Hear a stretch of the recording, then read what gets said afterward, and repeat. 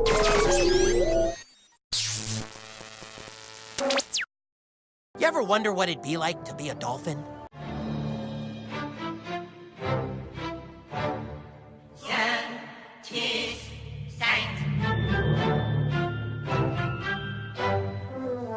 If you're familiar with the recent relationship South Park had with video games, you have a right to be skeptical about the newest game, South Park: The Stick of Truth.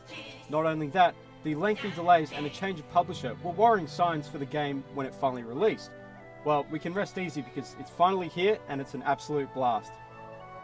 My name is Butters the Merciful. I'm a paladin. I live right next door to you. We should be friends. You play as the new kid of South Park, who is referred to by everyone as Sir Douchebag, including his newfound friends, Butters, and everyone's favourite, Eric Cartman.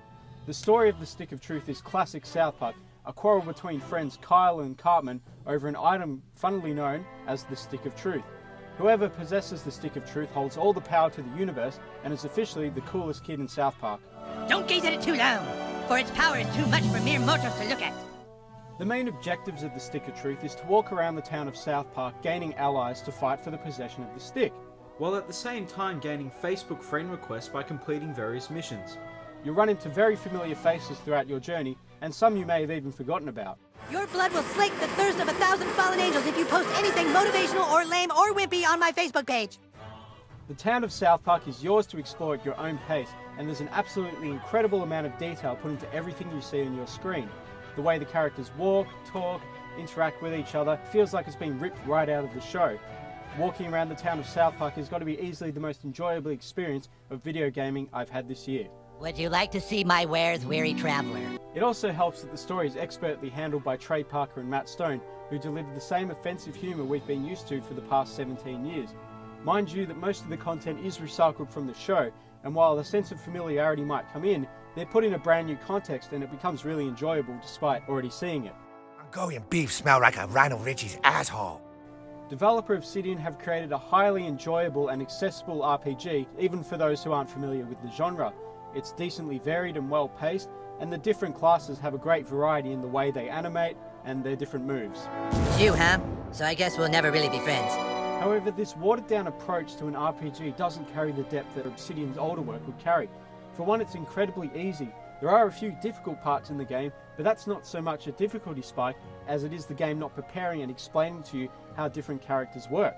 Protect the former sort of vice president! The game does have a leveling up system like many RPGs, but the level cap is so small that it's incredibly easy to hit the level cap maybe 3 or 4 hours into your game. This causes a bit of frustration in terms of the skill perks because there's more perks to unlock than there are levels. I know it's lame-clad, but that's how we're fucking doing it. Combat is very Mario RPG-esque in its approach. You have your standard attacks, magic attacks, and even fart powers at your disposal, and their strength is determined by your ability to hit a button at a certain time. This is very easy while you're on the offense, but when you're defending NPC attacks it can be very unpredictable because the game doesn't give you a really good idea of when to be able to defend. It can become really frustrating because it doesn't feel like the game is telling you everything that it has to offer. There are extensive tutorial lists, but the poor design of the menus doesn't make it feel like it's really worth judging through all that information to get what you really want. Apart from some minor open world navigation issues, there's really nothing else I can fault the game on. So overall, South Park: The Stick of Truth is a short but oh so sweet RPG that triumphs in story and presentation, but is a little rough around the edges in gameplay, but it is still extremely fun. It'll be really interesting to see what a sequel develops, but at the moment my final score for South Park: The Stick of Truth is an 8.5 out of 10.